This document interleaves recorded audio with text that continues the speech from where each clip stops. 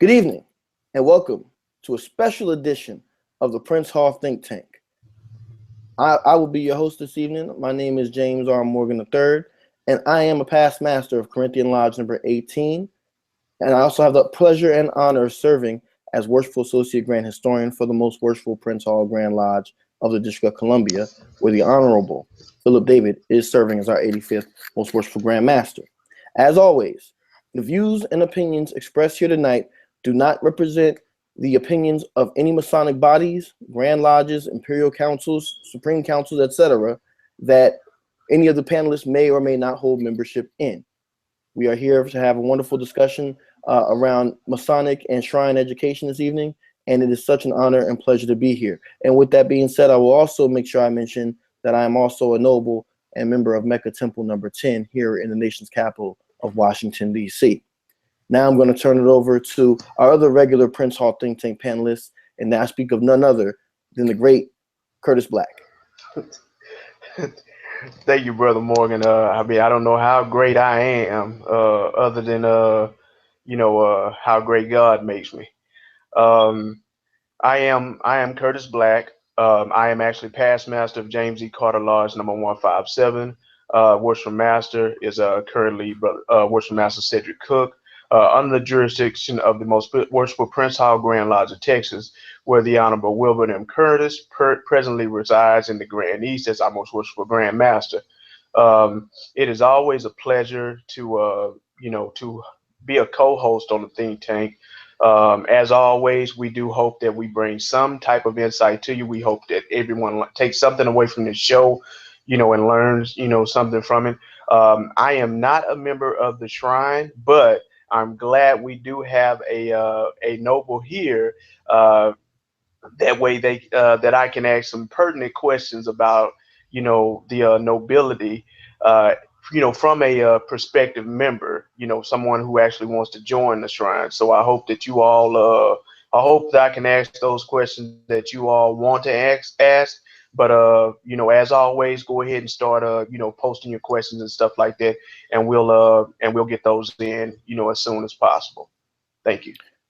Very good, sir. Thank you. Last but most certainly not least, we want to introduce to some and remind others of our special guest, who is the author of this fine work right here, entitled The Jewel, Unraveling the Mysteries of the Mystic Shrine. Uh, this brother, in the short time that I've known him and corresponded with him, he's become a good, dear friend of myself and us here at the Prince Hall Think Tank. Words cannot express the feelings of fidelity and friendship that we've developed in a very short time. I'm gonna just step aside and let him talk about himself for a second. Ladies and gentlemen, Lawrence Henry. Good evening, all. I hail from the Most Worshipful Grand Lodge of Louisiana, where my Grand Master is Ralph A. Slaughter. I'm a member of Pride of Leesville Lodge, and I'm currently in Kinder Temple number 62 in Fayetteville, North Carolina. I'm honorary past potentate, and I've worked through all the York Rite Houses, all the Scottish Rite Houses. I happen to be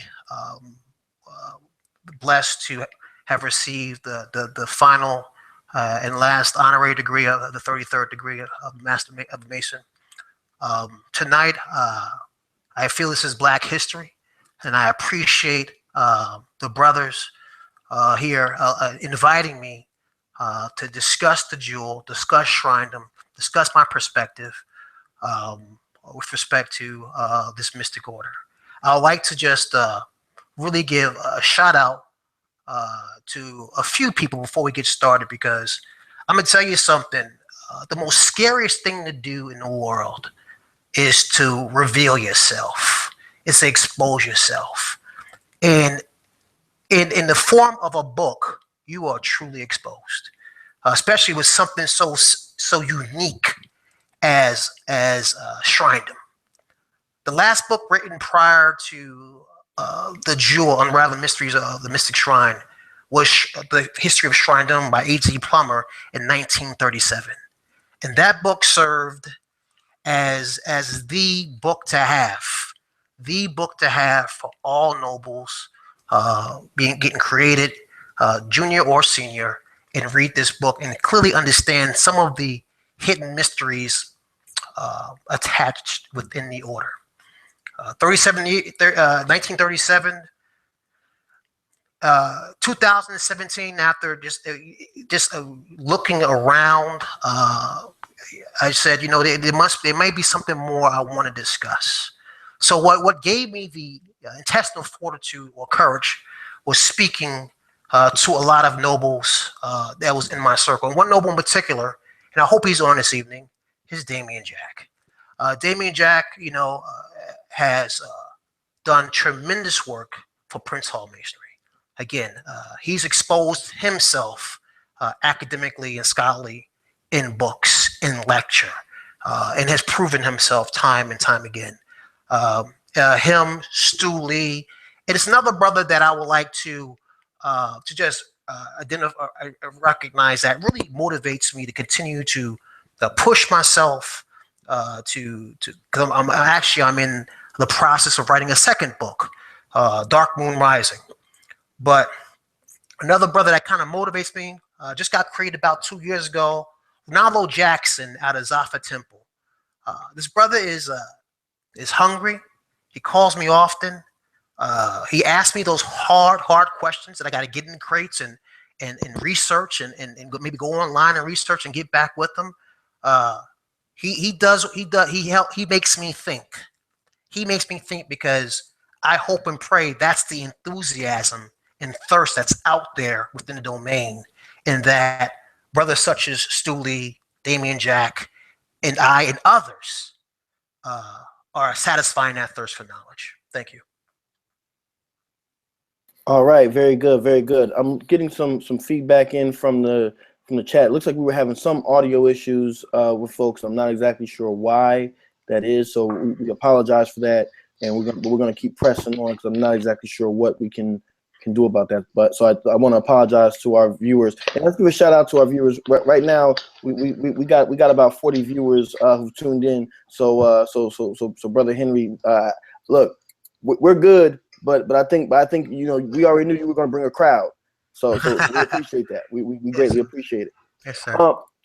So moving forward, let's get into talking a little bit about this book and about the journey that you kind of summarized a little bit, but I want to go a little deeper into the journey into getting into this book. Can you let us know a little bit about your Masonic education experience, not only from when you joined your lodge, but also more specifically when you actually became a noble in the Mystic Shrine, and what was your education experience like that kind of led you to wanting to write this book? Well, I actually take it back further than that, back to 1990. Back 1990, I was afforded the opportunity to. That was my first experience with a fraternal organization. That fraternal organization was Omega Psi Phi Fraternity Incorporated. And in Omega at that time, and I'm sure it's still pertinent now, understanding the ritual, understanding the courtesies and customs of the order, of the fraternity was paramount. It was paramount. So that desire to learn, and understand and to engage brothers was there. And then in 1995, in Korea, Beehive Lodge number 66, Oklahoma jurisdiction. I got raised there, and in the military lodges, it took on, especially overseas. I think, we all know this, it takes on sort of like a collegiate fraternal type of atmosphere. They kind of force the learning, the discussion, and so forth, and the engagement, and that's what I thought. That's what I thought that it was what that was about. I went to the Texas jurisdiction, and guys in Texas, they would do this. They would do what we call trying a noble. Trying a Mason. Okay, so you get tried, and you try other Masons in Texas and Maryland and so forth on the peninsula of Korea. So, and that was the culture that I understood and I was very comfortable with. and then ascending through the red house. It's the same thing. Um, went into the black house. Little less, little different, but very different experience. And some of my Sornites kind of understand what I'm talking about out there. Is a little different experience as far as being dubbed Sernite with respect to being raised or exalted in the Holy Royal Arch. Um, so back in the States, I was not really receiving or seeing the quid pro quo with that I had in my military lodge, and that I had in just dealing with fraternities prior to. Did I get into the nobility? Yes. You go through the select examinations and so forth, and ensure that you are of noble birth, and that happened. And then, but there was no follow on. There was no okay, well, this meant this meant that, this meant that. And that's why I'm just going to break off a little bit. I was the lead writer and chairman of the 7th edition of the Pillar of Society that's currently out now. I understand it's being rewritten right now. But as a chairman and the lead writer, I put in there that you must have a post-creation lecture. Post-creation lecture to clearly let the novices understand what just transpired, because a lot of things just happened. A lot of things just happened, and if they walk away from that thing, if they walk away without knowing, it's going to be kind of hard for them to know in the future. So then I ascended to I went to the consistory. I got my 33rd, and then I just said, if not me, who? If not me, who? I served as a deputy imperial lecturer. I had a great time with the what they call the ICE department now, the Imperial Council Education Development Department. With some great guys, did some great things across the domain. Um,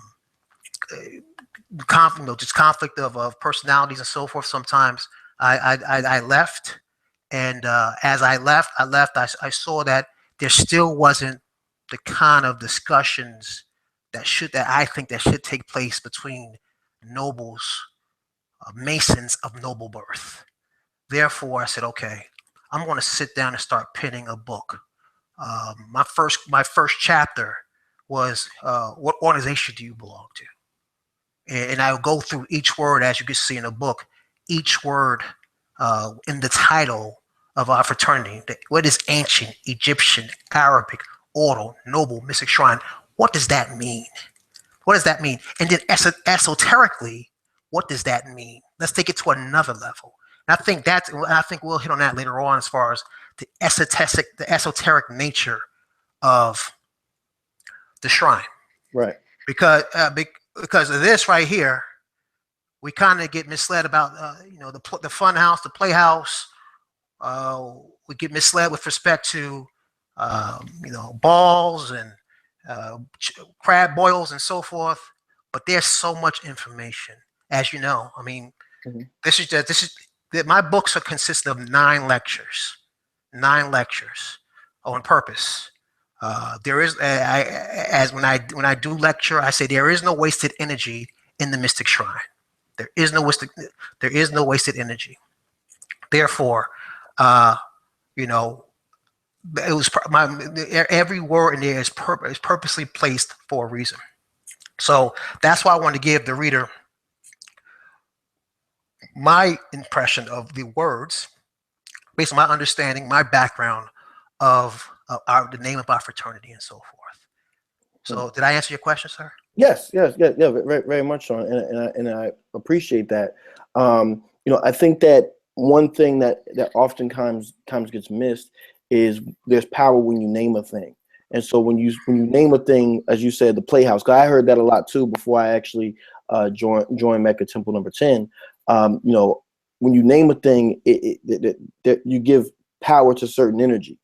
So I noticed the shirt that you have on there, when you cross that out and you said, wait a second, this is not the playhouse. So, okay, so what is it? that's the purpose, I think, that of your book, and in my reading of it, I kind of got that from it, and I appreciated it. Your book reminded me very much. If anyone's read the book Observing the Craft by Andrew Hammer, it really reminded me of that, but from a shrine perspective. One thing that I noticed that you were very intent on also was making sure that the spirituality that is taught within the lessons of the shrine was also part of your writings. Can you expound on that just a little bit more? Because I think sometimes what we do, not just in shrine, but also in other Masonic bodies, is sometimes spirituality kind of gets left behind for things like you said, like a ball, or we're doing this fundraiser, we're doing that fundraiser. But the idea of spiritual enlightenment and upliftment kind of gets left behind. So can you talk a little bit about that and what your experience has been in terms of not only spiritual upliftment of yourself, but also any other experiences you may have had where you've seen the lessons inculcated in the shrine, how they've helped either you or maybe someone else that you know in a practical way? Well, in the shrine, everything you see in a shrine should speak to you. Should have a based on where you're at right now in your current station in life. As you look at this thing in the northeast corner, it should speak to you and say something to you. Materially, terrestrially, and spiritually, it should speak to you. Things in the southeast corner, they should speak to you in that manner. And this is if you don't understand the unique language of the mystic shrine, you can't get that. You can't get what those objects or those things are telling you or speaking to you, and how can you readjust your life based on what the symbols are telling you, based on what they stand for. The shrine is about, and this is Lawrence W. here. The shrine to me is about discovery and the truth, and the shrine speaks to, if anything, the universal fatherhood of God, one singular fatherhood of God, and the brotherhood of man. And it's demonstrated. It's demonstrated. And if you can't see that in the temple, then give me a call. Give me a call. Send me an email. Because I've received phone calls from Okinawa, Japan, Afghanistan, Germany, New Jersey, California, Hawaii. So at all times of the night. And the nobles will tell you I answer my phone, sometime grudgingly, but I answer it, and I have that conversation because they took their time. They read the book. They want to have a conversation, and I've asked them to have that conversation, and they want to have it. So one of the most precious resources that I own, that any man owns, is time. So I'm gonna give him my time because he's given his time to read this book that I put my thoughts on. So spiritually, the temple is a spirit, is a spiritual being. It's a spiritual being. So not to get too deep, and some nobles out there that have read the Imperial Lessons, which is a great document, along with A.T. Plummer's Shrindom, along with the Jewel. Now you get a greater perspective and different perspective. Now you create your own perspective based on your Masonic travels and based on your understanding how you received, being brought to light as an entered apprentice. So I mean, this is uniqueness. I mean, there are no right or wrong answers. There's just different answers. Got you. One thing I want to point out as a side note, you mentioned receiving calls from Afghanistan and Germany, and you mentioned New Jersey too. I think you and I have a connection there. Yeah. If I recall correctly. I just wanted to make sure we note that for the record, because that's historic. That's right. Also. That's right. Essex County in the house. Essex County in the house. That's right. Yes, sir. That's right. I want to make sure we note that. Yes, very yes, good. Okay. Yes, sir. I want to turn it over to Brother Curtis Black. for any questions he has. Before I do, I want to make sure I encourage our viewers and shout out to the viewers tonight. Also, please remember to post your questions on our YouTube page, Facebook, Twitter. We will try to get to all of them. I see some coming in already, so please make sure that you post your questions, and also make sure if you don't have a copy of this book here, make sure you get it. Brother Noble Henry, can you give us where they can get the book one more time, please? What I'm going to do on my page, Larry Henry, that's very simple. I'm going to post the PayPal link on my page after this broadcast. No problem, and we'll make sure that it gets posted on the Prince Hall Think Tank page. But I also want to make sure we drop it in the chat also. So shoot that over to me again if you'd be so kind. With that said, Brother Black. Thank you, Brother Morgan. Brother Henry, I am not a member, of course, as I stated before, of the shrine. But could you take us back in time, to the beginning of the shrine and bring us up to present day? As far as the history is concerned, from the beginning, to present day right now. Sure. I mean, well, I can't do that because that would be long. But as far as that's the next time we have more Curtis. We talked about this already. We're gonna have more again and again and again and again. Well, we just briefly, if you could. What we can do, I will give you a history on shrindom in North America. That's what I need. And let me just pull this up here real quick because I think this is very important. I think it's very important to understand prior to shrindom being established in North America, the Emancipation Proclamation took place in 1893. And I think it's very, very important that that we try to put our mindset back then, post January 1st, 1893, and how blacks felt at the time during the Emancipation Proclamation. Okay, so I think that's an important piece. In 1870, I just want to stop right there. I believe the Emancipation Proclamation was in 1860s. You said 1893. I think. I'm sorry, no, 1863. 1863. My bad. 1863. Okay, scratch that. Let's do that. Let's redo that. 1863. I apologize, but in any case, I think it's very, very important to get our minds there, and how, if we could, just based on the barbaric treatment that took place prior to that time frame. In 1870, a man by the name of Walter M. Fleming established an organization in the Knickerbocker Club in New York City called the Ancient Arabic Order Noble Mystic Shrine. Not the ancient Egyptian, but the ancient Arabic. And this was the Caucasian order of the Mystic Shrine.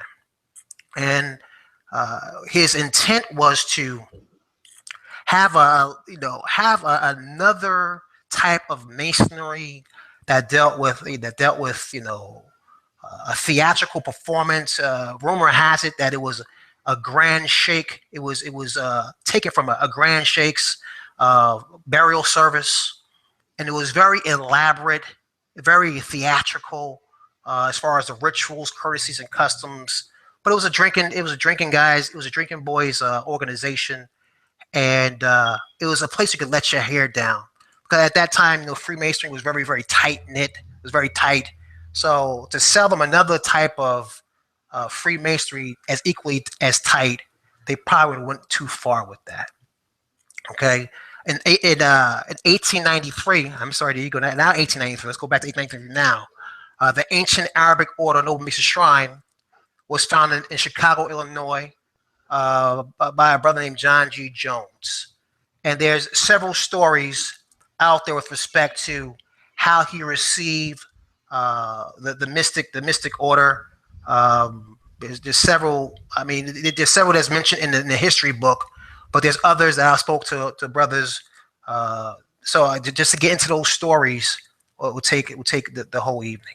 But bottom line, the Negro set of the ancient Arabic order Noble Mr. Shrine was founded in Chicago, Illinois, by John G. Jones. In 1895, there was some static. There was some static with John G. Jones and the Supreme Council, United Supreme Council, and so forth. And it appeared that he wasn't a good player. He wasn't a good player. And in December 12th, 1900, the current imperial potentate Isaac Holland led a meeting um, which reorganized the fraternity and integrated the word Egyptian between the ancient and Arabic. So it was the ancient Egyptian Arabic order, Noble Mr. Shrine, to kind of delineate themselves not only from the Caucasian Shriners, but arguably from the Negro Shriners. So you have um, the Caucasian Shriners, 1870. You have 1903, 1893. You have the John G. Jones set, and then in 1900, you have this meeting which reorganized the organization. However, this is very key to understand. August 2nd of 1901 in Buffalo, New York, the Imperial Grand Council of the John G. Jones Ancient Arabic Order Noble Mr. Shrine held its ninth annual session in Buffalo, New York. That same year, September 25th, in Newark, New Jersey, the Ancient Egyptian Arabic Order hosted its first annual session in Newark, New Jersey. So you can see you have two organizations there. And in November 13th, 1901, the Ancient Egyptian Arabic Order Noble Mr. Shrine was incorporated, making this its own separate entity to operate accordingly. From that point on, we've been operating now in the history book. There was during this 1966 imperial session. The imperial secretary at the time, who happened to be the past imperial potentate Booker T. Alexander, said he wanted to focus on our lineage, focused on the 1893 portion. In spite of the two meetings happening in 1901 and the incorporation happening in and later on that year, 1901, he wanted, it made sense for the organization to grab their lineage from 1893, and it was seconded, and there we have it, and we've been just progressing ever since, sir. So that's our history in a nutshell. Thank you. Thank you, sir. One thing I want to make sure that I note, because you mentioned the name of John G. Jones. If I recall correctly, and I know I'm getting a little gray now with the Prince Hall think tank because we've been around for so long, right? But way back on episode 4, this was many moons ago now. We actually covered a little bit of John G. Jones' history on episode 4, which I believe was called John G. Jones, his Supreme Council and Schism and Lessons Unlearned. So if you haven't watched that episode, go back and watch it, and you'll be caught up a little bit on some of the information that our good brother was just dropping on us concerning John G. Jones and some of those other activities outside the shrine. It's important to note also, it's important to note also that the ancient Arabic order, the John G. Jones set, is still functioning today. It's still functioning today, very small, have their own website. You go on their website, they function, I believe, in 15 states. So that organization that was established in 1893 is still doing its still practicing. There you go. Okay. There you go. Thank you, Brother Henry. Another question that that I wanted to ask you was for a person who is who is interested in petitioning the shrine, what can you tell them, as far as what can they as far you get out of the shrine. I know it's always about what you can actually do for the shrine and not what the shrine can do for you. But what are some of the things that would actually interest a person to become a part of the to even petition the shrine?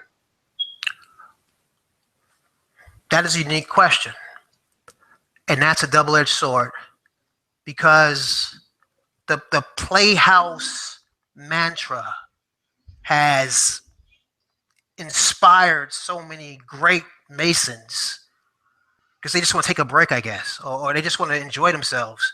Have inspired to come over here to take part in the playhouse. So that may be their motivation. So, and if you talk to me, I'm not going to tell you that. I'm going to discourage you from that. I'm going to ask you. I'm going to check you as far as I'm going to speak to you as a master mason and see where you're at as far as other degrees that you possess. Because to me, the shrine should be a culmination of all the preceding degrees, and now after you've been created, you see those degrees a tad bit differently now because you've had a mastery of them before, but now since you've been created of noble birth, you have a different perspective now of the truth. Thank you. Um, one of the things that I really like seeing, as far as the Shrinum is concerned, is your the national diabetes awareness. Being that I'm actually have type two diabetes. I really like to see that national diabetes initiative taking place. Which that's one of the major things that actually kind of draws me to the shrine. Although I have not petitioned, but that is one of the things that piques my interest so much of about the shrine. Here in Houston, we have our local temple, Doric Temple. They participate every year in the National Diabetes the Walk. Um, and some members from our local lodges and stuff like that are OES chapters, heroin courts and whatever and whatnot. They, of course, go out and then they, of course, walk with them and things like that. But on a broader scale, because a lot of people don't understand, the what diabetes actually does to a person. And I think that awareness that you all bring, to the African American community as a whole, is wonderful, and it's on a scale that cannot be topped by anyone. Awesome. Well, we work hard at it. Um, each temple and court yearly, a temple and court $500 a piece to put into the NDI fund, and we cut a check every year at the imperial level to those unique entities. Historic Doric is an awesome temple, and I would highly recommend and suggest that you, if that's what you are, if that's what you wanted to do, is to pursue with those guys. They're awesome. Mm, there it is. There it is. There it is, signed, sealed, and delivered. Boom. We gotta make I'm it happen. sure. I'm sure a few of them on the line right now, so they just wrote that down. Uh-oh. Yes, sir. Yes, sir. Now, one thing I want to get back to the book just a little bit here. One thing that I really appreciated about reading this is that it was not just a book. Although we want to make sure we also get into the esoteric and mystical aspects of Masonic and Shrine organizations. It was also very practical as well. And I really appreciated that also. For anyone who has not checked this book out, make sure that you get this. It's definitely worth it. We did get a question in along the lines of what Brother Black was asking was, is this book, in your opinion, as the author, something that someone who is not yet a member of the Shrine, is it something that they can kind of pick up and go with and will enrich their experience later, or is it something that you think they should kind of hold off on until after they get it? And we want you, now we understand that you have a bias because we want you to sell your books, but we want to also No. Well, people that know me, I have I have a motto: all money ain't good money. So Mm, I I would suggest this is why I control the distribution of my book. mm, Because I've been approached by several people, several great Americans, several nobles from the other side. mm, I live in Tampa, and I was approached by a noble from the other side. mm. So I would strongly suggest that you read this book after you get creative because it will make sense to you. It would make sense to you after you receive that post creation lecture. After they explain everything to you, what just transpired, why it happened, what historical significance, what biblical or Quranic significance does it have. Uh, then you read this book, you read A.C. Plummer's book, you read the Imperial Lessons. Now you're ready to engage accordingly. Um, I just don't think it'll do you much good now. Gotcha. And we appreciate your candor and your honesty with that. Yeah. Now I want to get into some viewer questions that we have coming in because they are. Let me tell you something. They are coming in. We actually got a question here from brother and noble Prescott Harris, Oh, who I know from Joppa Lodge 55, and I believe he's also a noble of the Medina Temple. I had to put the V on it, right? Um, he asked the question. Do you believe that the esoteric nature of the shrine points a noble in the direction of Sufism?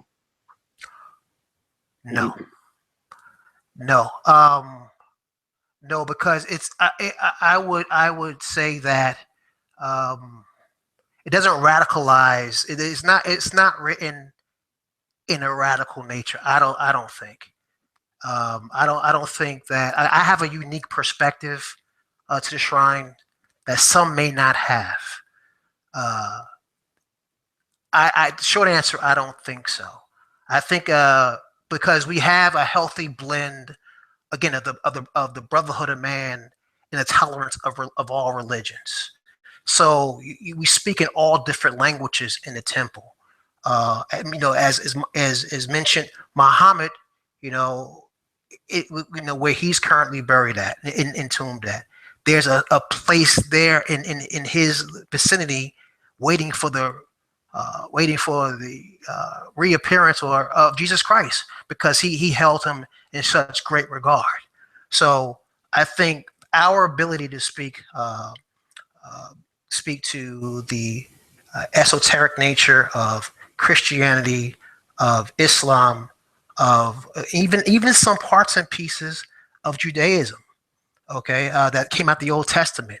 Um, I think is very important. And I think as a lecturer, if you understand that, I think you need to make that known, so the pupil, the student, can understand that, and he has a greater appreciation and tolerance for the brotherhood of man. So, short answer, uh, Brother Prescott, is no. Very good, very good, and we thank you for that. Um, can you tell us a little bit about how your book has been received? I know you mentioned earlier about how you've been getting calls from all over the place and everything. Sometimes we get into this idea of everything that we do in our Masonic walk, and when I say Masonic walk, I'm including our shrine aspects as well. That everything is so super secret and all this type of stuff, and so you have individuals who get this idea that, hey, we shouldn't write nothing down. We shouldn't write nothing down. Everything's a secret. Can you talk a little bit about that, or folks who may espouse that kind of ideology with reference to your book, and tell us a little bit about these secrets in the shrine? Yeah. First, I think the nobility. Um, they took it. I write in my first line. I handwrite every book that I send out because you had a choice. You had a choice to pay $22.70. You could have took that money and went somewhere else, but you gave it to me and my family. So I take the time, 5 minutes, to write a note in every book that I sell, and I say thank you for the support and trust, for your support and trust, and I hope this book, inspires thought and discussion amongst the nobles of X Temple. Read, reflect, discuss.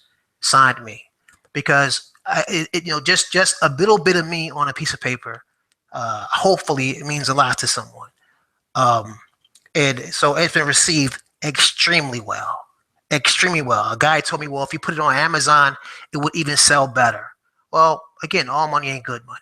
I don't want my book in certain people's hands because it's not for them. That's just what it is. It's not a race issue. It's not a religion issue. It's just if you are noble of the mystic shrine, if you're an ancient Egyptian Arabic order noble of the mystic shrine, this book is for you. If you're not, it's not, because it's spoken to the unique culture of our organization. As far as the secrets are concerned, I have a unique perspective with respect to secrets. There are no secrets. Everything in the Mystic Shrine, everything, let's go back to In the Apprentice. Everything is in plain sight. Everything is hiding in plain view. There are no secrets.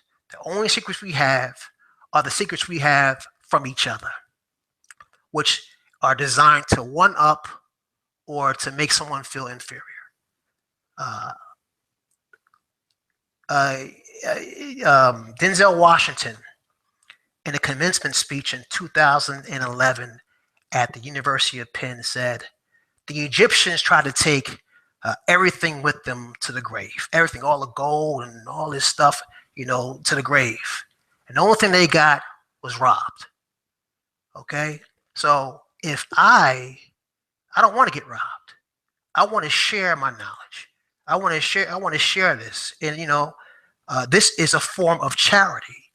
And inshallah, you know, this form of charity will supersede, will continue to leave after I leave these earthly remains, after I am gone to paradise. So I hope that this book stands the test of time as H.C. Plummer's book of Shrineham stood the test of time.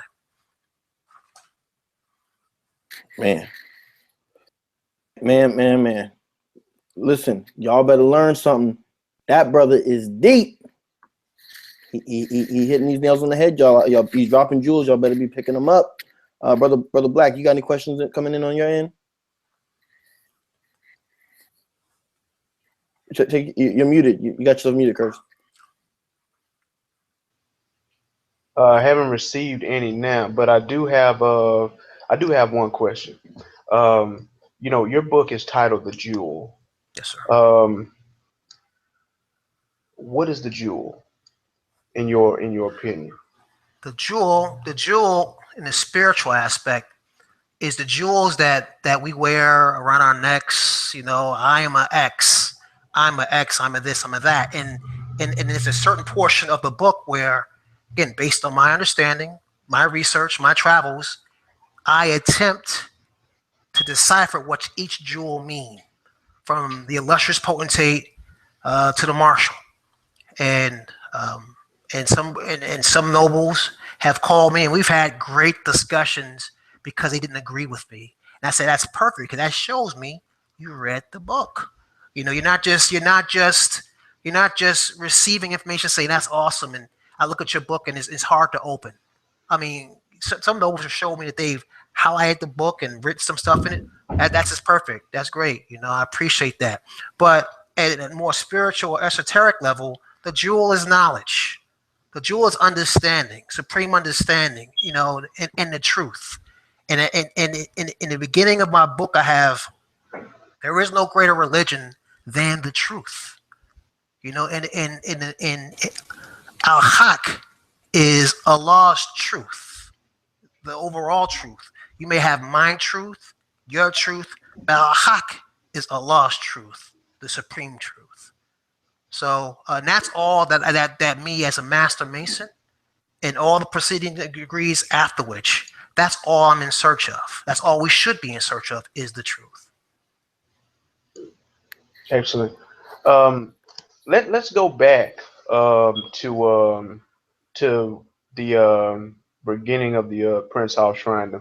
Um, why was it chosen to have the Arabic as well as Egyptian name, intertwined into the same into the same organization? Is there a specific reason for it? I understand the separation, from the predominantly Caucasian shrine as well as the John G. Jones shrine. But was there an additional reason, why they decide to incorporate those two names, into the current organization? Well, it never says why in the history book. It never says why in the history book, but you know, to steal a phrase from um, the Philadelphian 1910, the sole aristocracy of tomorrow is intellect and divine virtue.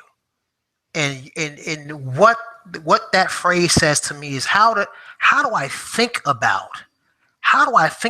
why they chose the word Egyptian, other irregardless of the make the distinction. Egypt is considered the cradle of the civilization.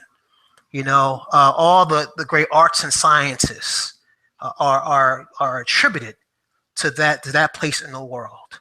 All the great knowledge and philosophies are attributed to that portion of the world.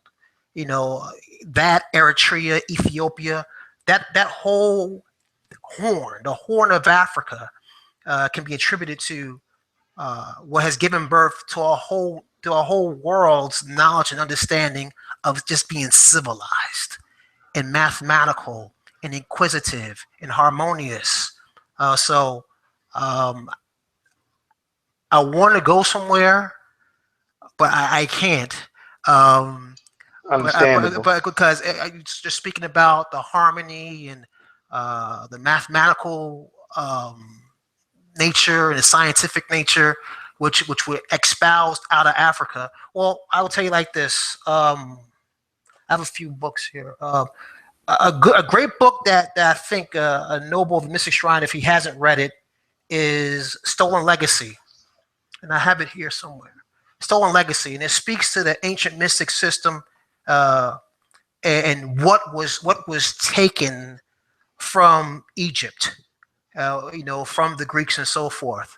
And if you haven't read it, you'll be pleasantly surprised that you know, in the apprentice, fellow craft, master mason, shrine, it's all about you. It's your story. It's your story. It's just being told to you differently. So I encourage, if you have not read that book, please read it and just thumb through it. Thank you. Thank you, sir. Thank you very much for that. We've got folks are coming in, man, by the truckloads watching this episode tonight. We got. I want to make sure I send a shout out. I think we got illustrious potentate Mujahid Bey from Medina Temple number 19 checked in with Alaikum. us. We got Noble Mike Vaughn from Doric Temple in Houston, Texas. See Doric Temple's in the house, man. So Curtis, we got Yeah. oh. We got a whole bunch of folks checking in, man, with us. So we're just so thankful for that. Again, everybody, please make sure that you support this book, The Jewel. This is not one that you want to miss, and you've got the author, the great Larry Henry, here with us live. So please make sure that you are dropping those questions to us. Can I say something really quick? Well, go right ahead, sir. Um, the book, again, Noble said the book is good. They enjoy the book, and I appreciate that. But I said, listen, I'm not that smart. I am not that smart. All information, that great information that's in that book, I referenced it from unique sources of knowledge. Now, my challenge to you, Noble, is to go through the first resource and you get your perception or develop your truth with respect to that resource, and go to the second and the third and the fourth. Then I challenge you a year from now to write your book, because now you have a unique perspective. You have your Masonic and your shrine experience. You have a unique perspective with respect to the references I provided. You have your own references. Now you're ready to publish, and I think we need to get back to that. That's very, very important. We want the whole everybody gets a trophy and I want it now mentality is kind of hurting us. We have to sit down quietly sometimes maybe for an hour, hour and a half, just read the book, and and get something out of it, make some notes in it. So let's get back to reading. Um, And I think, I mean, I think that's that's definitely a good suggestion for anyone. I think with there, right now, there's actually a shortage of writers right now. We have researchers, but what good is your research if you're not presenting what you find to people? I mean, there's no reason to hold your research back, and as you stated before, try and one up somebody, who doesn't know anything about that research.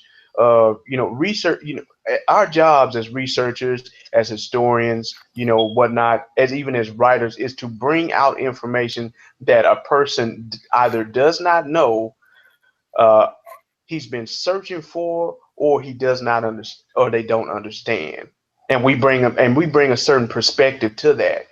If you don't do it, and you keep all that information bottled up to yourself, just like you stated before, we're going to be buried, with our gold, and with our jewels in a grave, and waiting for somebody to rob us and just take them from us when we could yeah, have shared them while we were here. Mm. yeah. Well, I tell people this. Um, I pride myself on being a lecturer. Um, a lecturer is a verb, not a noun. You do lecture. The person transform into a good lecture, transform into the word. That's to inspire others, like Ronaldo Jackson in Zaffa, that wants to be a lecturer himself, and showing me different approaches and so forth. And my response to him is make it your own authentic. Be yourself. Be comfortable up there. And as I said, stated in the book, a lecturer, one, he understands the knowledge, he understands the people, the demographic of the people, and he knows how to twist that information just right to package it and give it to the people so they can work with, so they can take a nugget home with them and think about it. Mm. Just zap them with something and let them think about it. A lecture lectures. He doesn't just write and it goes away. And in his called in when special people are called in. He gets out in front of the people. He's exposing himself to the people, to 20, 30, 50, 200 angry men. And you are telling them something that will enlighten them. And you gotta have that confidence and competence to do that. And if you're not doing that, you have to really reconsider if you're a lecturer. Mm. Man, to shift gears a little bit. This is going to be a little personal for me because this is something that one of the first conversations that Brother Henry and myself had when we were trying to coordinate this episode was talking a little bit, moving away from talking about those who are new to Shrindom, but talking about those of us who are active and have some experience in the shrine, or those who joined and kind of fell away. Can we? I want to kind of talk a little bit about that also, and find out what's in this book for those nobles also. Because one thing that happened, and I'll say this, and I'll admit to it, is that without getting in too much into the politics and the history of it, I don't want to detract from what we are right now.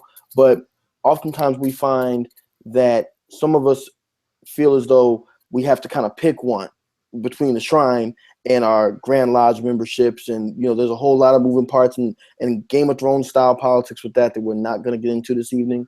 But can you talk a little bit about what this book has for those nobles like that? Because that was one thing that kind of spoke to me, and even from our personal conversations, and I want to thank you publicly for that, because one thing that happened for me was I became a Shriner. I became a noble when I was junior. I want to say I was junior warden when I joined, and when I was created rather.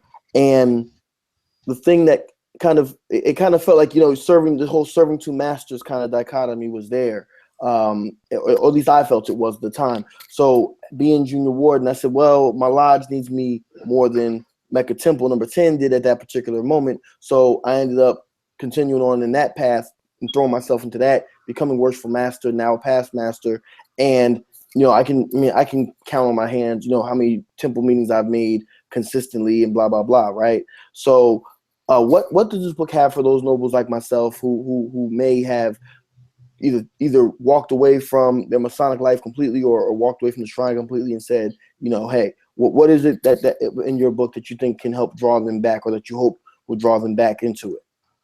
Excellent question. Excellent question. First of all, what I have done via Facebook, I reach out to nobles and say, "Have you heard of the jewel?" And they say, "Yeah" or "No," and I give them a brief introduction of what it is and so forth, and who I am, and the purpose of the book. Then I ask them, "Are they active?" And a noble will say no. Then I'll give them, and a lot of these nobles on this line, I will call them.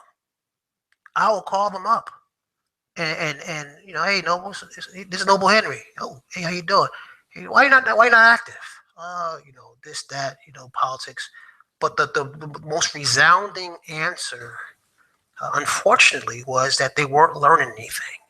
They weren't given any information to really kind of grasp on and kind of build their knowledge up. So for some, I know for a fact that I've reclaimed at least, to include you, uh, 5. I reclaimed the one at Galconda's ball.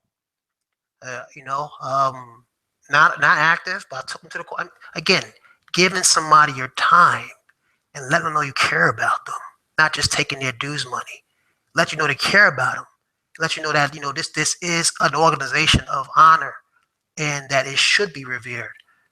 And and give them that knowledge, give them that understanding, have that conversation, share a joke, share a beverage of their choice with them, and let them know that this is not a political move.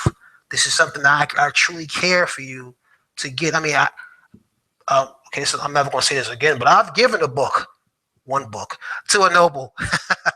I've given a book to a noble because he said he didn't have it. He didn't say he didn't have it. He's trying to get back in the temple, this and that. I said, listen, if I give you this book, will you make your way back to the temple? So he said, well, let me sit down and read it first. Let me sit down and read a couple of chapters.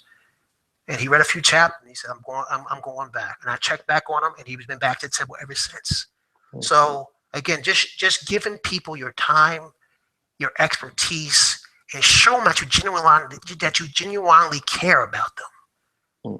That will reclaim brothers. Not welcome back. Here's a handful of raffle tickets. That don't work.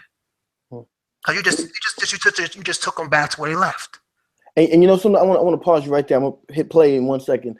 What you just said, I think, hits the nail on the head. Not just for the shrine, but taking it right back to our lodges, Royal Arch chapters, commanderies, etc.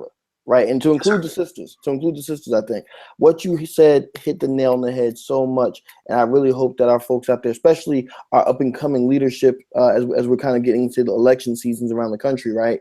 I really think that's something that needs to be recognized. That we can't just think we can bring somebody back and then bring them back to where they came from, because all they're going to do is do what? Leave again. Yeah. Until we make education the centerpiece of our actual meetings, there's nothing stopping somebody from not coming, and even worse. Sometimes it's almost worse to me to have somebody that actually is sending in dues money but still doesn't come out, because that tells you that they're keeping a dues card and it means something to them, but for whatever reason that they're not coming. So let's. I hope y'all caught that what he just dropped right there. I'm sorry, sir. Continue. Yeah, I just illustrious potentates, you're doing a wonderful job out there. I visited several temples in the Northeast, Deep South, and so forth. You guys are doing a wonderful job out there. But the young guys, they want to hear something. They want to hear something, just something that they can bat back and forth. And right before the good of the order, when people are ready to go home, and you're giving the guy 5 minutes to do something, it's probably not the right place for it, because guys are not listening anymore. They're just ready. They're ready to go home. They're hungry. It's been 2 hours already. So I would plead I would plead with the leadership to put in between maybe new business, old business, and new business. Boom, right there. Give the guy 5 to 10 minutes. He does his thing, and then we proceed on. That I think that's manageable because guys are still engaged. They and they could kind of take a note on things and kind of ask questions later on during the good of the order or something like that. So that's my section on leadership, on education. I'm sorry. I'm gonna turn this back over to Curtis. I'm gonna turn this back over to Curtis for 1 second. I just want to read a couple comments that came in just now because they kind of made me laugh. Honestly, I'm sick like that. Somebody actually, in response to what you said, Brother Henry, we got words from Master Bird said, "Sweet baby Jesus, Amen." Okay. So listen, you can't make me laugh, man. I had back surgery last week. Oh man. Yeah, we're Okay. gonna pray and we ask that everybody pray for your speedy recovery. By the Yes, way, sir. too, we got some other folks coming in here. Somebody said Brother Black hit the nail on the head with a comment you made earlier. I especially like this one. Mike Tyler said that I'm on it. He said Morgan is on it, so I especially like that one. Brother Black, you have anything to add? Um, well, I was looking here. I don't know if this question has been covered yet. To where it says this is a question that's actually directed to you. Did we cover this one? It says to Noble Henry, the basic idea is to get brothers to read your book and have a dialogue and write of their journey. Am I correct? And this is from brother Reese Bird. He says because I believe in that too. You don't have to ask this. He can post on he can just post it on FYI. Brother Bird, if you put a question up there, I'm gonna actually put your name with it. So did you get that, Brother Henry? Well, Brother Bird, thank you for your question, your comment. Um, Absolutely. As you can see in some of the chapters, I say, let's have the conversation. Your thoughts. Read, reflect, discuss. So I want you to enter into dialogue, into an academically filled discussion on Shrindom, which will kind of lead back to maybe the Blue House and maybe other houses that you are members of. You know, um, but have that discussion because this order is worthy. And you know, I, I've heard that there's ignoble behavior sometimes and this and that um, at major conferences and so forth. Okay. But I would venture to say this: if the nobility, male and female, had greater knowledge of self and knowledge of the organization and understanding of the spiritual and physical understanding of this order, yes, we will still have issues, just like any large community. But again, those symbols will start to talk to you, will speak with you, will keep you within due bounds. You know, that's just my hypothesis. At Grand Lodge meetings, in ancient craft masonry, there's an incentive to learn. If you don't learn in an apprentice, you're not getting passed. Hey, Pelcraft, if you don't learn, you're not getting raised. You have to learn. You have to meet suitable proficiency in order to, advance to the next level. Here in the shrine, in other houses, York Rite, Scottish Rite, and so forth, you don't have that coercive measure, that carrot and stick type measure to further facilitate education. Um, and so it's up to you. It's up to the individual. What do you want to get out of it? If it's to wear a $120 Dickie shirt, I got it, and it's all good. Or wear that $120 Dickie shirt, but clearly understand all the signs and symbols and things that are written across that shirt, so you can be very, very proud, even more proud of it saying Kenda Temple number 62. Man, I hope that y'all are catching these jewels this brother's dropping, and he ain't even charging y'all yet. Right.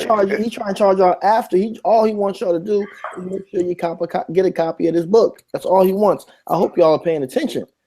We got another question in from a very, very good friend of mine. I can't stress enough how much I love this brother. I mentioned him earlier.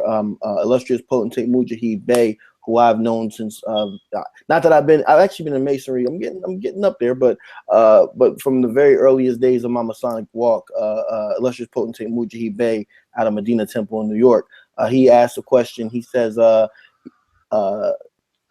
you broke down the wording for the ancient Egyptian Arabic order nobles of the mystic shrine esoterically, and by Webster's definitions, I believe he's referring to within the book. He says, how is it that during this day that we are not that many are not learning the study of Islam and Egyptology, I guess with respect to the shrine, to what the shrine teaches in the ritual and whatnot. How is it that people are not interested in studying the history of ancient Egypt, as well as the Islamic history, philosophy, and ritual that kind of inspired the shrine ritual? Well, that's a very large question. That's a societal question. Um, uh, Egyptology. I mean, one of the best Egyptologist teachers that I know resides in Golconda Temple number 24. Uh, and they have a great novice orientation program before it was even mandatory, which they take their, novices and really teach and train them the Egyptian characteristics and aspects of the order. Um, just it's not common. It's not common in Western culture. Islam is not common in given the current environment. You know, um, just talking about Islam and just where we're at in the world with certain situations, it may be unfavorable just for people that are not knowing that Islam is a beautiful religion, just like Christianity and Judaism are beautiful religions, but they also could turn. You have martyrs out there that are extremists and so forth, and they take the understanding for a different perspective. So I just think that it was never mentioned in the original rituals with respect to the Egyptology piece.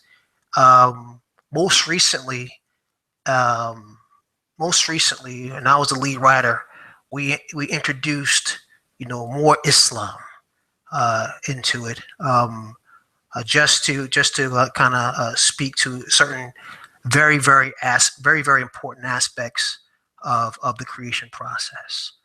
Um, but I can't. It would be a useful tool to have the Egyptology piece. It would be a very useful tool to have Islam, the Judaism piece, and the Christianity piece. There is there is a Judaism piece in there. You just have to listen and look. It's there, believe it or not. So, but that's something that I may want to tackle in a future writing, in a future book, after Dark Moon Rising, which is the second book, which will be coming out in September timeframe. Just quick plug. Well, put it like this. I just hope that you don't forget that my birthday is September 19th. I just hope you don't forget Right that. on. Right. Right on. Brother Black, did you have anything? No, I just want to say this, Brother Henry, I have thoroughly, I'm enjoying listening to you talk. You know, I like to sit with people. They tell you to sit with well informed brethren. All the time, and even though we're just on a think tank show and stuff like that, man, I actually feel like I'm just sitting down at a table, and I'm a student of yours, and you're explaining to me how to solve 2 plus 2, and telling me that it's not as difficult as you think. It's very simple. Yes, All sir. you have to do is put in the work, and you'll get out of it what you put into it. Yes, sir. Well, thank you very much, and That's the degree of candor and intimacy that I desire that each noble has with each other when they have these discussions. Um, with respect to the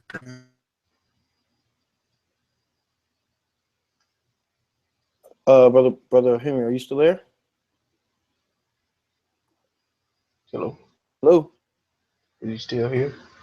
Uh, Kind of froze up on us. yeah, I'm not sure. Brother Henry, Earth to Brother Henry. See, y'all. Look, I was trying to tell y'all before, man. Y'all ain't want to listen. That if you wasn't paying attention, the brother might just disappear on us, which apparently he did.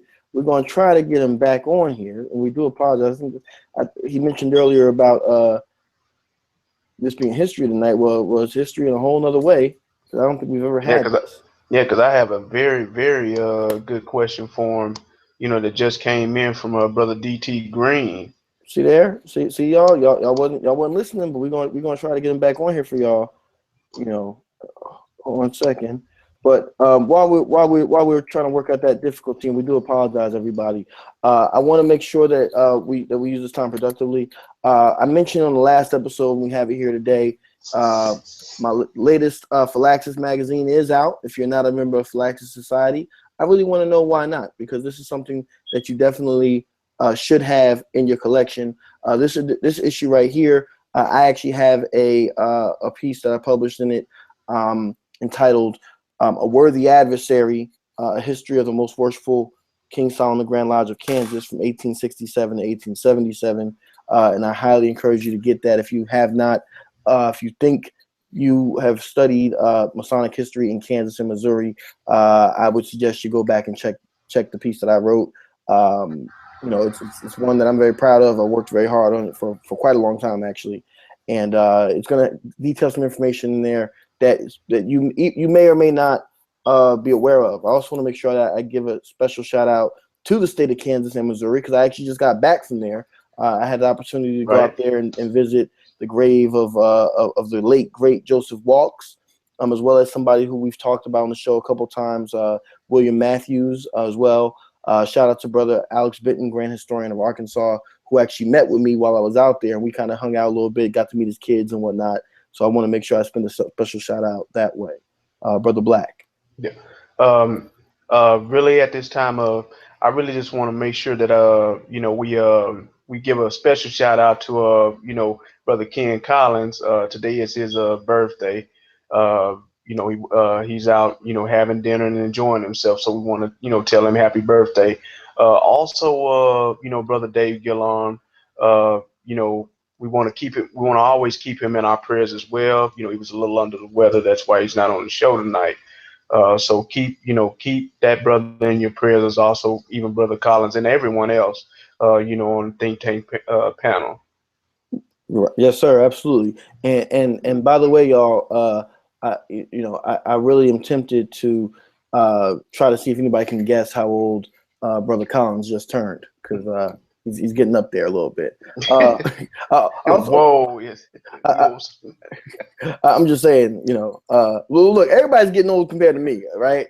but, but I also want to give a shout out to Brother Mario Gatan, who I believe is the deputy the deputy Grand High Priest for Missouri, as well. He's a good friend of mine, and we got to hang out. Actually, hey, Curtis, I don't know if you saw the photos, but I got to go to the Negro League Baseball Museum while I was out there, man. And I had a blast, man. I had a blast. I know you did. Yeah, a lot of folks don't know that I'm actually a big baseball fan, and I played baseball. I played in little league and stuff. A lot of people don't know that about me. So that was that. I was like a kid in a candy store, man. I can't even lie to you. A lot of folks. I know you would. Man, a lot of folks surprised I'm a baseball fan. I was also a Boy Scout too. People forget that, or don't know it. So yeah. But you didn't bring me anything back, so it really doesn't matter. Well, you know what? Listen, man. Look. I went to Gates Barbecue, right? And I had got this sandwich for you, but what had happened was, we went to Gates, man. We did, and I tried, but willpower, man, willpower. Perhaps, perhaps if I had really inculcated the lessons in the jewel, maybe I could have, abstained from eating your sandwich I bought you. I don't know. I mean, we might want to add Brother Henry that, Right. Could Brother Henry, you I'm back back. with us? Well, Brother Morgan says, that if he'd have, incorporated the lessons from the jewel, it would have stopped him from eating that barbecue. Yeah, See, man. Yeah, man. I bought him a sandwich, man, and it was it was a halal sandwich, right? But I had bought him a sandwich when I was in Missouri, and I'm sorry, man, it couldn't wait. Somebody had to do it. Somebody had to do it. Yeah. well, I think we're about to wrap up. Is that correct? I apologize. Yeah. Something happened. No, I that's okay. put a hot spot up. I just Yeah. like to end with this, if we can, or if something that you want to talk about further. Um, Uh, We'll take I have the last three questions, then we'll okay, wrap up. We'll take the last three okay. okay. questions. This question is from Brother DT Green. He asks, from a study and educational standpoint, are there any specific items from the Blue Lodge or Rites that a prospective member should study prior to traveling further east into Shrindom? Manly P. Hall's, all the Manly P. Hall stuff is excellent. Uh, like Lost Keys of Freemasonry, Manly P. Hall, awesome book, awesome book. Um, let me see, he has another one out there, The Secret Teachings, great book. Now, I also some more revolutionary. Um, no, I don't want to tell you about that because that I don't want to ruin it for you. But there are some authors out there that speak about Shrindom in very unique, have a very unique perspective on Shrindom, and I would just ask, if you do stumble upon some writings, which there are not many at all, be mature about it and be very open and receptive to it. But Manny P. Hall is an excellent author to reference. Um, Again, I mentioned about the Stolen Legacy, um, and also read your ritual. Read your ritual from the very beginning. I was about to say something from the very beginning, and clearly understand. Put yourself back as that innocent apprentice. Put yourself back 20 years ago, and hear the words, and ask yourself the questions. Why are we doing this? Why are we doing that? Why are we doing that? And then get the understanding as we progress through the degree, in the fellowcraft, and especially the Master Mason degree. Uh, because believe it or not, there is some discussion. And again, I'm Larry Henry on Facebook. Friend me, and we can have a different type of discussion in that venue over the telephone. We can meet somewhere and so forth.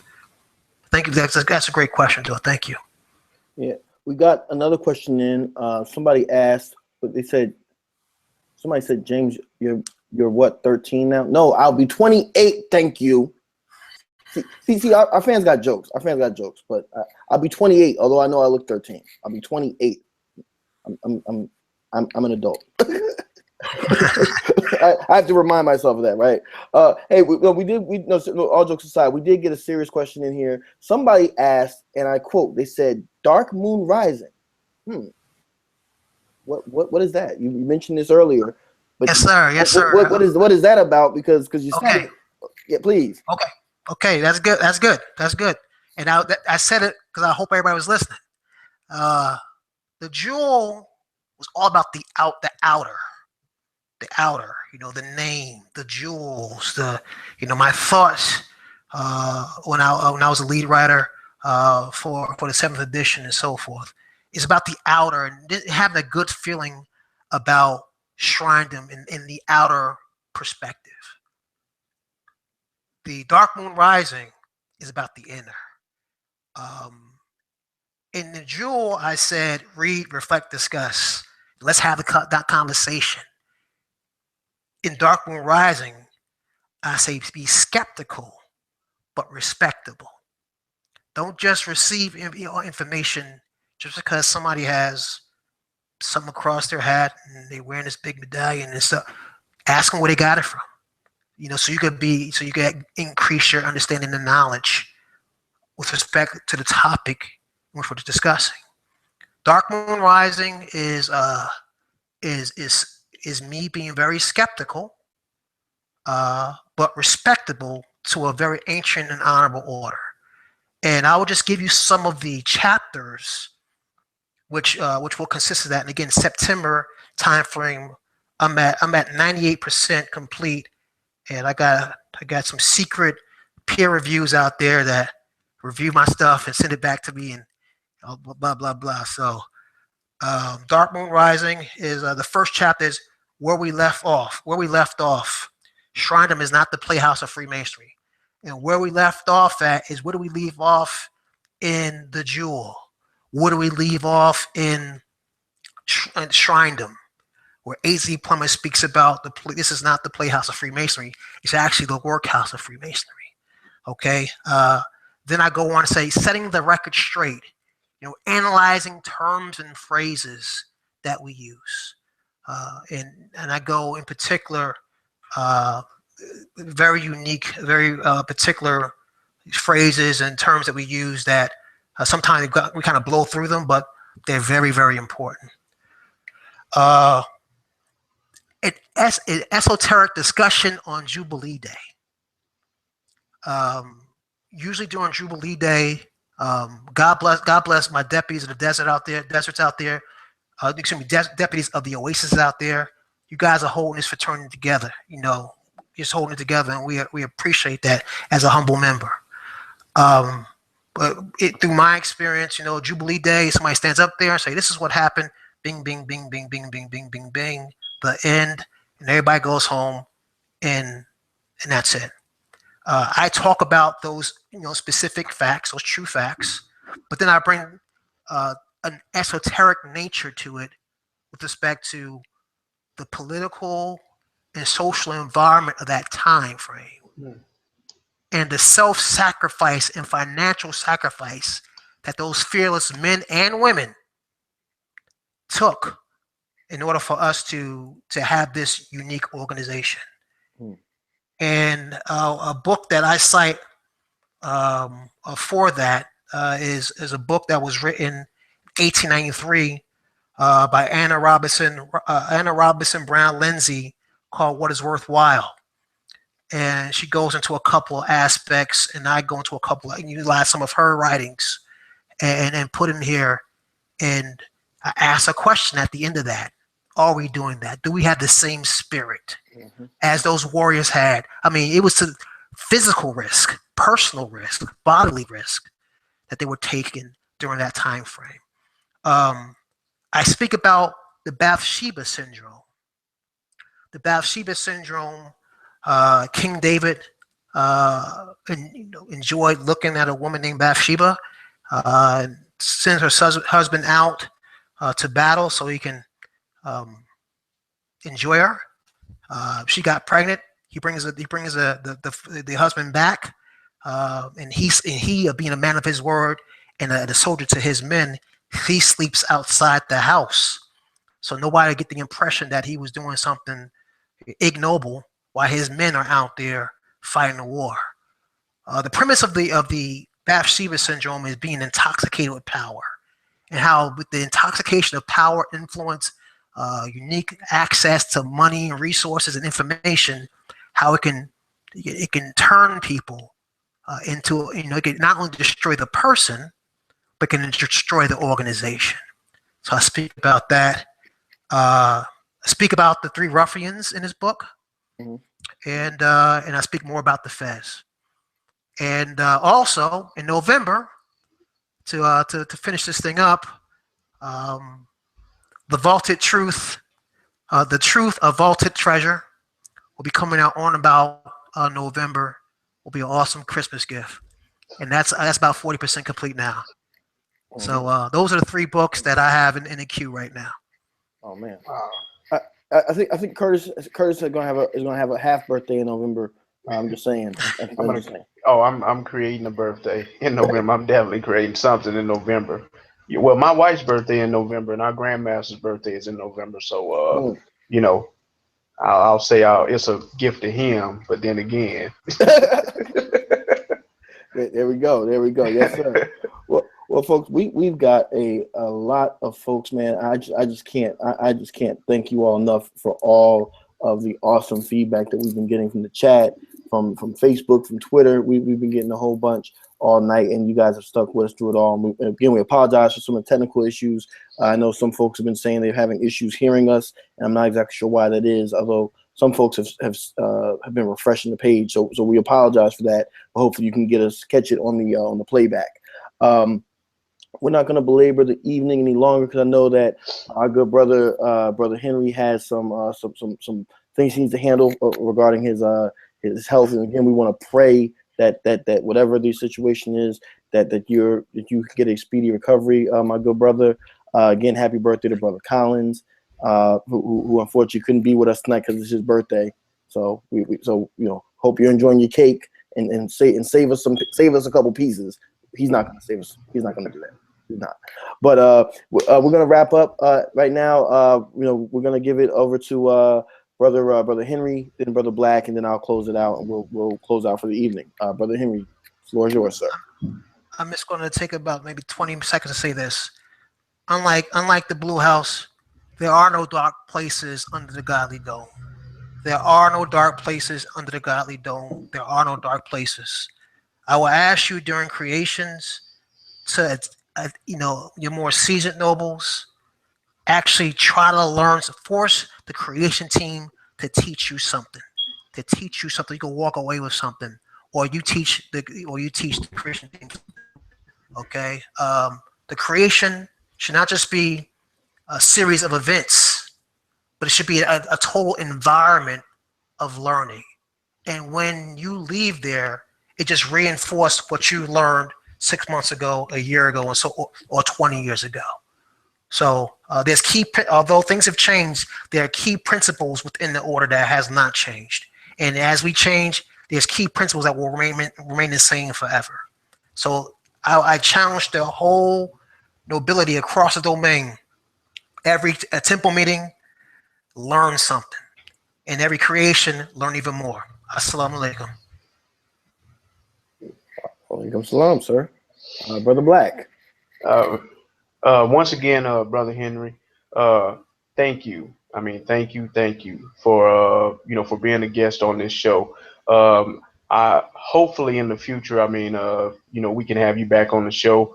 When you finish your new books, to do another presentation. I thoroughly enjoyed myself tonight. And if there's anyone out there who is listening to the show, if you have not had any interest in joining the shrine and you've listened to this show tonight, then there is not, without a doubt, Brother Henry has piqued that interest in joining the shrine and doing the work.